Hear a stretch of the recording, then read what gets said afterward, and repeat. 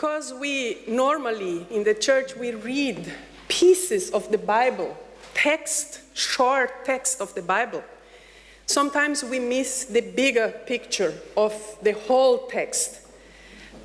The arc that is giving the context of the text, of the narrative. To read this history, and there are some words that are challenge for a Brazilian mother tongue person. Syrophoenician. I will try. To read the story of the Syrophoenician woman in a broader context might help then to get this broader information to complete that bigger scenario of this biblical story. It seems that the story of the Syrophoenician woman is built in a movement, pieces of other stories, which starts at the chapter 6 of Mark with the sharing of bread, the multiplication of bread, one story of sharing bread, the fishes and bread story. And Jesus then feeding the crowd and multiplying fishes and bread. Then, in the middle, there are coming some healing and miracle stories through his teaching about what is clean and unclean. This was our last Sunday reading, the washing hands before meal. And today's reading, the healing of the two Gentiles, the woman, the Syrophoenician woman, and the deaf man, who are in Tyro. The country is Tyro? Tyro? Yeah, that country. In chapter 8. In chapter 8, there is another story of sharing bread and fishes, feeding the multitude, the crowd. So it seems that feeding is at the beginning and feeding in the end, and miracles in the middle. And there is our story. The larger architecture of a text may give us a frame in the sharing bread stories, eating together, enlarging the table image. And it is with this image that I want to bring some reflections for us today. The text of the Syrophoenician woman starts with Jesus wanting to find a calm place, to be unnoticed, to hide himself for a while from the crowd and maybe from the persecution, from questioning attitudes that he has been facing as he was walking, healing, teaching around. And this could have been challenging some of the Pharisees especially. The text is saying that Jesus went away to another region, and he entered a house there. And he didn't want anyone to know that he was there with the disciples. But there was this woman. There was this mother of this girl. And this girl is described in the text as being unclean because she was possessed by a demon. And a mother with a child which is possessed by a demon will not respect unnoticed healer. She entered this house where Jesus was, and she bowed down at his feet. The text made it clear. She is a Gentile, a Syrophoenician, but she was in her own land. She was in her own land. Jesus was the foreigner in her land. But at the same time, the text is saying that she was a Syrophoenician. So it seems that the text is trying to say both of them are strangers to each other.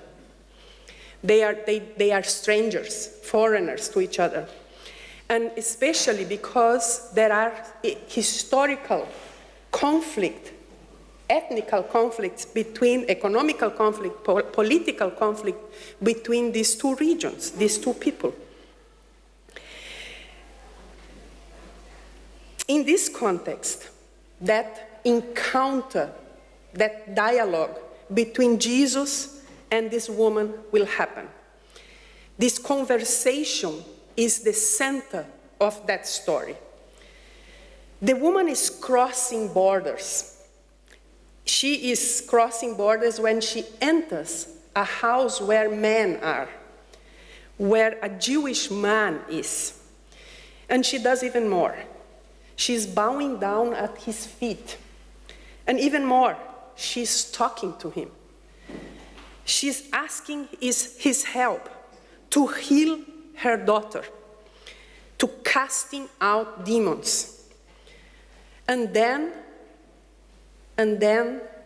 this answer of Jesus, that attitude, those words, let the children be fed first, for it is not fair to take the children's food and throw it to the dogs.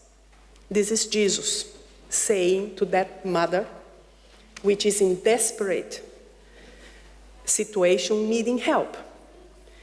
Those words, they make us feel a little bit uncomfortable. How can our loving Jesus, our Savior, turn away a desperate mother by telling her that she and her little girl, sick girl, are dogs? It is not fair to give the food from the children to the dogs. There are some attempts in the history of interpretation to soften down a little bit the attitude of Jesus, or those words. Oh, he was trying to test her. He was referring to the historical conflict between Jews and Gentiles. Well, in my perspective as a mother, it makes things even worse if a healer would be testing me when I was desperate as a mother, using this situation. So it doesn't help. It doesn't help this softening Jesus' attitude. Or what then do we do? The fact is that Jesus is comparing this woman and her daughter with dogs. Dogs is a very strong image in the Bible. There is another Bible text in Matthew, in the Gospel of Matthew, where the well-known text is said that do not throw pearls to the pigs. And the second part, do not give what is holy to the dogs. This is the context of calling a woman dog. But then how do we deal with this? How do we deal with hearing from Jesus? And especially when those of us who have been here last Sunday, when the washing of hands and the ritual of the law before meals was the text that we have been reflecting.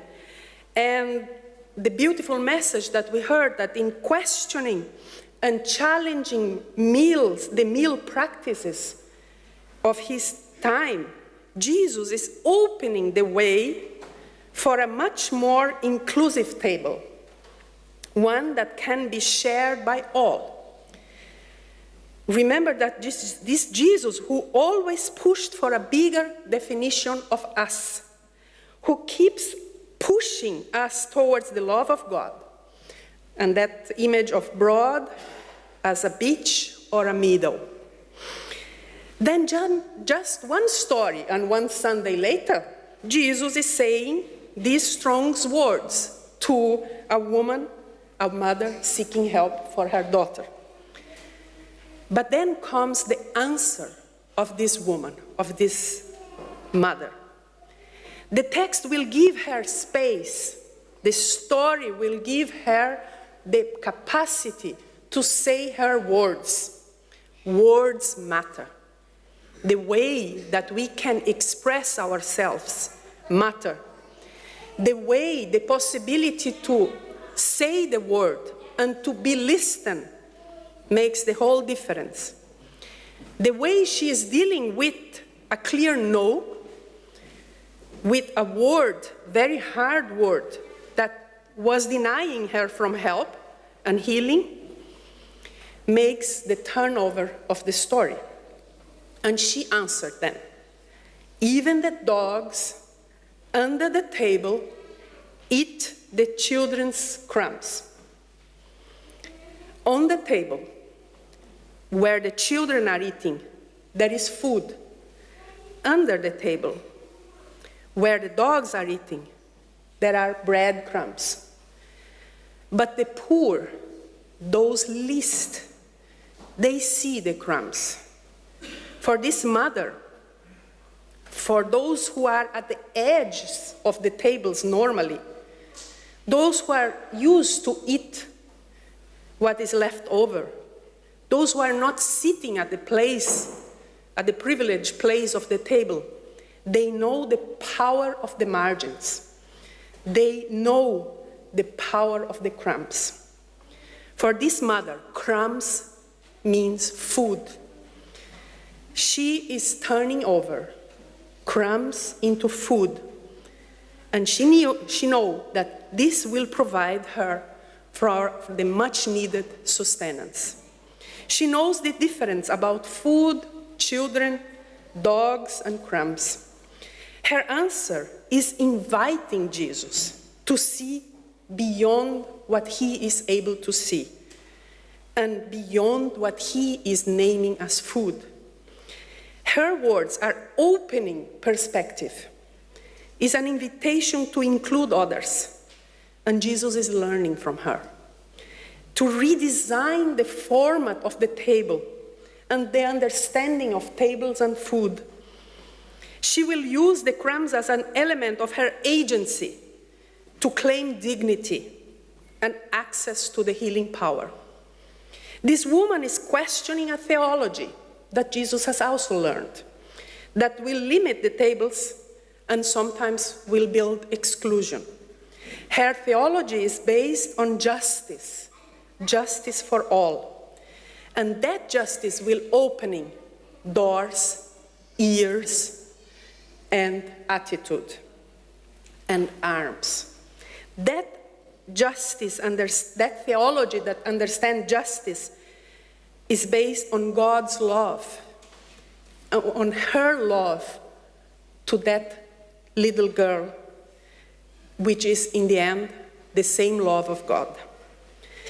An Indian Lutheran feminist theologian, friend of some of us, called Sureka Nellavala, reminds us that in this setting, Jesus was an outsider, was a Gentile in Gentile land. Jesus' dislocation is teaching something to him. Both are learning from each other.